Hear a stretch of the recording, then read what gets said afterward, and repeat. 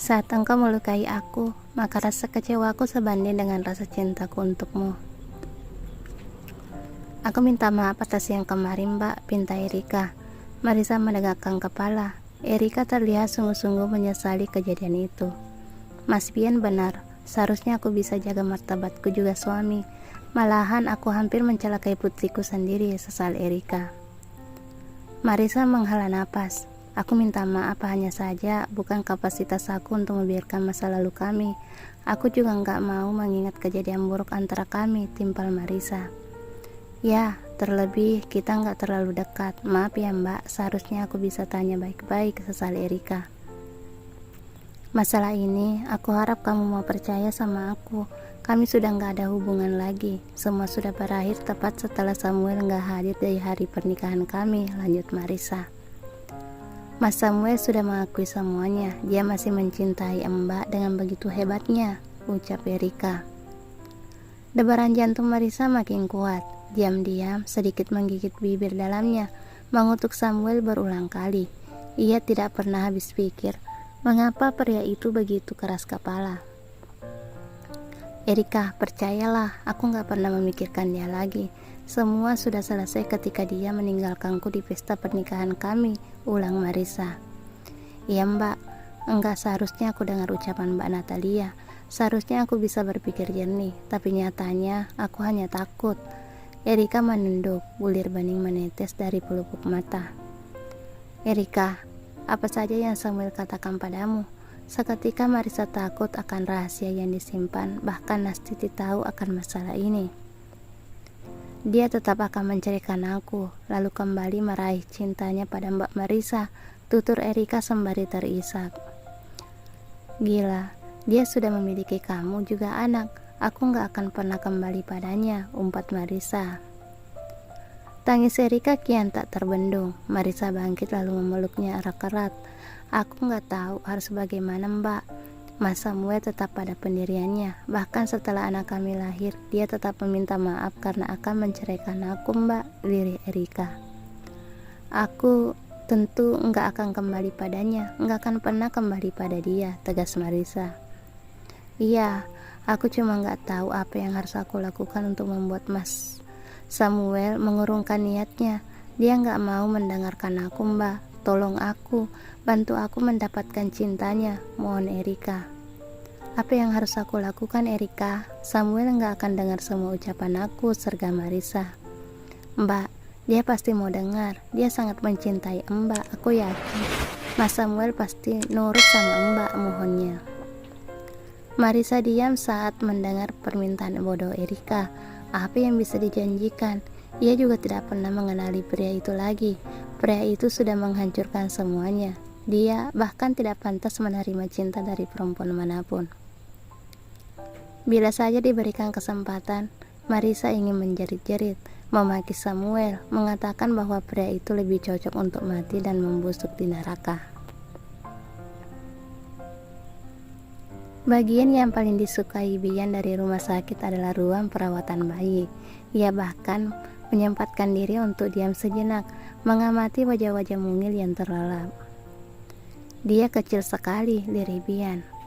Ya, tetapi harus bersyukur karena beratnya gak kurang dari 2 kilo. Wajahnya mirip sekali denganku, timpal Samuel. Mereka berdua berdiri saling bersisian tepat depan jendela besar ruang perawatan bayi. Tampak seorang bayi perempuan tidur seperti malaikat di dalam hangatnya inkubator, terlelap walaupun masih dibantu alat pernapasan. Bian masih memiliki akal sehat. Bila ia berada di posisi Samuel, tentu saja ia tidak akan pernah melepaskan Marisa. Sedari awal, tidak akan pernah. Ia pasti memiliki cara untuk bisa bersamanya. Kenapa harus melepaskan semua kebahagiaan ini demi sesuatu yang semu? Tanya Bian.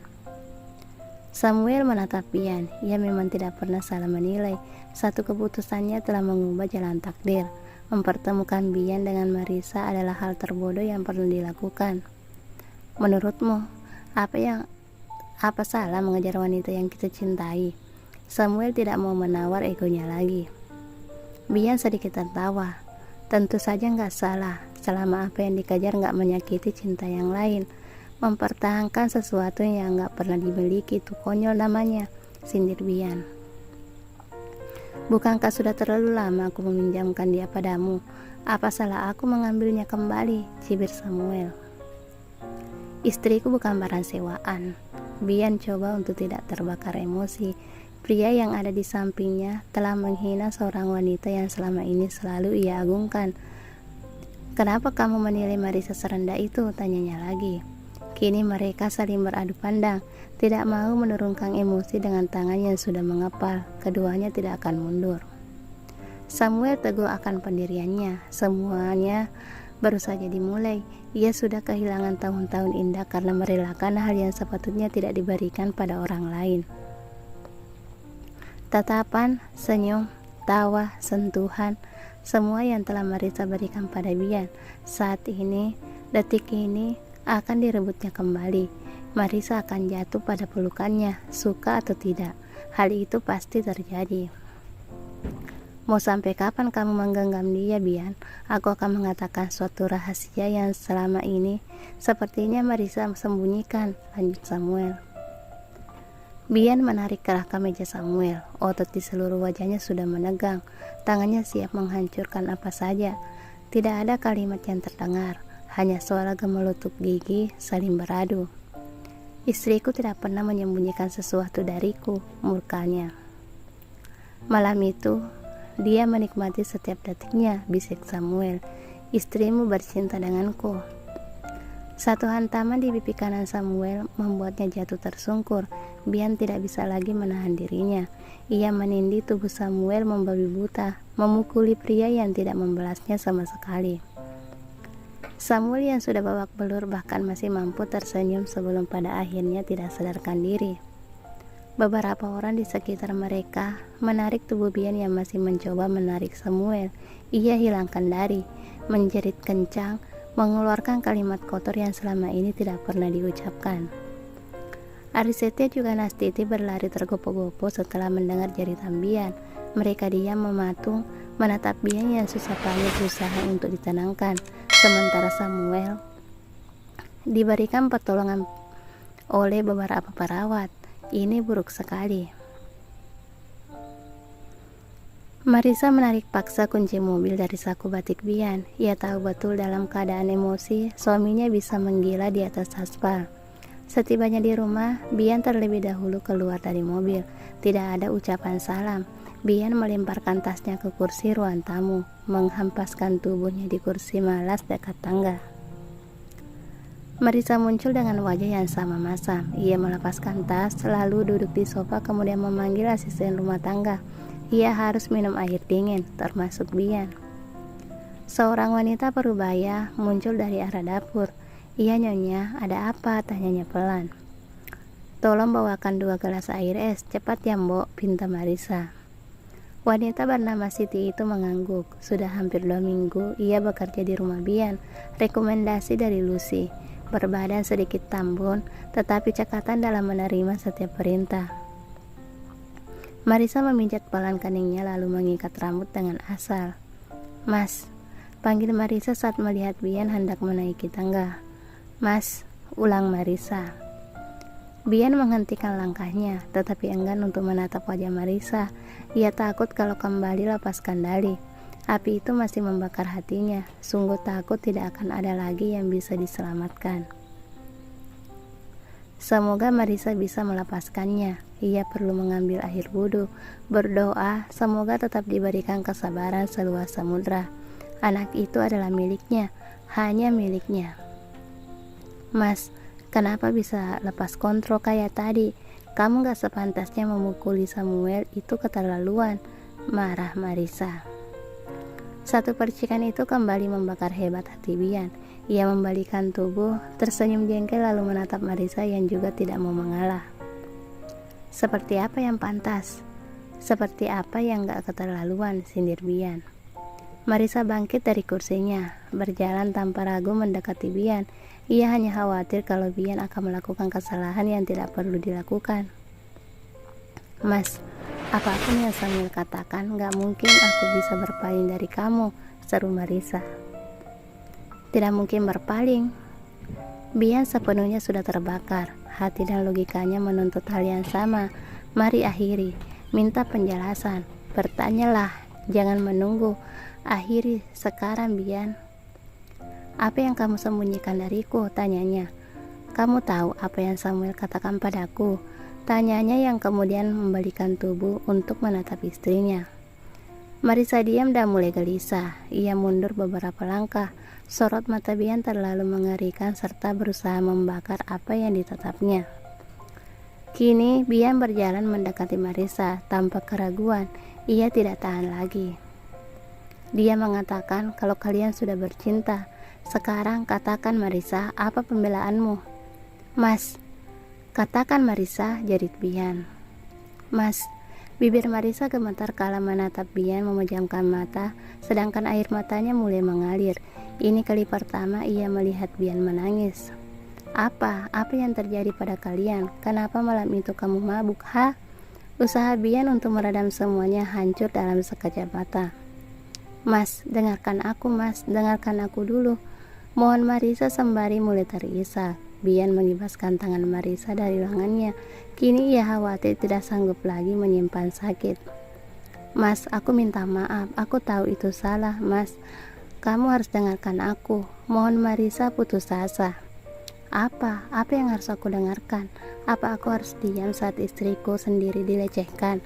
Katakan padaku, apa yang terjadi? Aku mencoba untuk menutup mata, hati, telinga, demi cinta juga harga diriku sebagai seorang suami. Nyatanya aku tetap gak bisa berhenti memikirkan ini, cecar Bian. Mas, gak ada yang terjadi. Aku mabuk dan dia hanya mengantarkan aku ke kamar. Lalu, astagfirullah nyonya, pekik Siti. Baki yang berada di genggaman Siti terlepas kala ia melihat Bian menampar Marisa hingga jatuh tersungkur. Bian berjongkok di hadapan Marisa. Aku anggap itu adalah pengakuanmu. Murka Bian lalu pergi menaiki anak tangga meninggalkan Marisa yang menangis tergugu. Tangannya gemetar hebat saat meraba pipi. Rasa panas yang menjalar ke seluruh tubuh perlahan mulai membakarnya seketika. Ia merasa gamang. Nyonya, makan dulu. Dari kemarin sore belum makan. Kasihan adik bayi, bujuk Siti. Marisa menggeleng pelan. Jangankan untuk makan. Bila bisa ingin rasanya ia mati saja. Suaminya belum juga kembali. Apa yang harus ia lakukan? Samuel pasti sudah membiarkan semuanya. Bian menghajarnya karena sesuatu yang wajar. Tidak sepantasnya Marisa membela Samuel. Dan yang terburuk adalah Bian mempercayai semuanya. Apa yang harus dilakukan? Bagaimana cara menenangkan Bian? Pertanyaan-pertanyaan itu pada siapa Marisa harus bertanya? Pada Bian. Jangankan untuk bertanya. Kali ini menatap mata Bian pun sungguh tidak akan sanggup untuk dilakukan. Nya, mbok bawain teh manis hangat ya, bujuknya lagi. Marisa menatap Siti kemudian menggeleng pelan. Sedikit saja Nya, bujuknya lagi. Marisa kembali menggeleng. Apa sebaiknya ia pulang saja? Bila hal itu dilakukan, maka ia bisa saja kehilangan Bian untuk selamanya. Itu tidak boleh terjadi. Ia sangat mencintai Bian. Tunggu sebentar, tunggu ya Nyonya. Siti tergopoh-gopoh pergi meninggalkan Marisa. Ia harus memastikan ada yang bisa Marisa telan. Marisa kembali meraih ponselnya. Rasanya sudah ratusan pesan dikirimkan pada Bian. Tidak ada yang dibalasnya. Bahkan rasanya Bian tidak sudi menjawab panggilan telepon Marisa. Kamu di mana, Mas? Batinnya.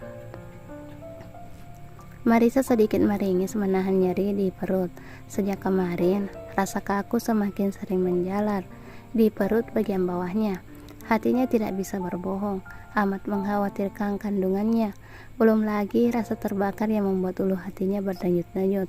Ia yakin kalau asam lambungnya juga sudah naik.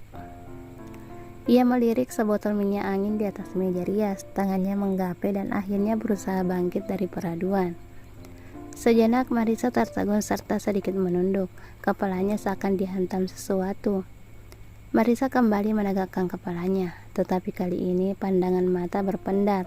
Baran-baran di sekitar Marisa serasa ikut berputar. Berkali-kali ia mengerjapkan mata, tangannya menggapai apa saja yang bisa dijadikan tempat bersandar. Tanpa sadar ia menarik ujung kursi, keringat dingin membanjiri kening, hatinya meneriakkan nama Bian berulang-ulang. Ketika pandangannya sudah sekalam malam, Marisa menyerah, jatuh tertelungkup di samping tempat tidur. "Nyonya, ini teh manis hangatnya," ucap Siti. "Nya, kemana dia?" tanyanya sendiri sembari meletakkan bagi di nakas. "Di toilet kali ya," tebaknya sembari berjalan memutar. "Astagfirullah Nyonya." Siti membalikan tubuh dingin Marisa, air matanya merebak di ujung mata ketika Marisa tidak kunjung bangun. Siti meletakkan kembali kepala Marisa, bergegas menuruni anak tangga, sembari berteriak meminta tolong, kemudian berlari ke pintu depan, berharap ada tetangga atau siapapun yang melintas. "Tuan, alhamdulillah, alhamdulillah," ulangnya saat melihat mobil Bian memasuki pelataran rumah. Ia segera berlari menghampiri Bian. "Tuan, tolong Nyonya, Marisa, Tuan, tolong. Tolong." Bian ikut panik mendapati asisten rumah tangganya menangis tanpa henti. "Ada apa? Kenapa? Marisa, kenapa Marisa?" Bian mengguncang-guncangkan tubuh gempar Siti. "Nyonya pingsan Tuan, tolong." Bian berlari memasuki rumah. Ia menangis sejadi-jadinya ketika melihat Marisa tergeletak di samping meja rias, hanyut dalam berbagai rasa penyesalan juga bimbang. Berkali-kali ia menepuk-nepuk pipi Marisa, memeluknya erat, berjanji tidak akan menyakiti hatinya lagi. Dunia Bian serasa runtuh ketika Marisa tidak kunjung bangun. Seketika ia bersumpah, bila memang bayi itu bukan miliknya, maka biarlah, asalkan Marisa bisa tetap bersama dengannya. Ia akan rela kehilangan semua martabat, harga diri untuk Marisa. Cinta dan seluruh hidupnya berada di tangan Marisa. Kini Bian menjerit-jerit berkompromi dengan Sang Pencipta. Jangan sampai ia tidak bisa melihat wajah Marisa lagi. Bersambung.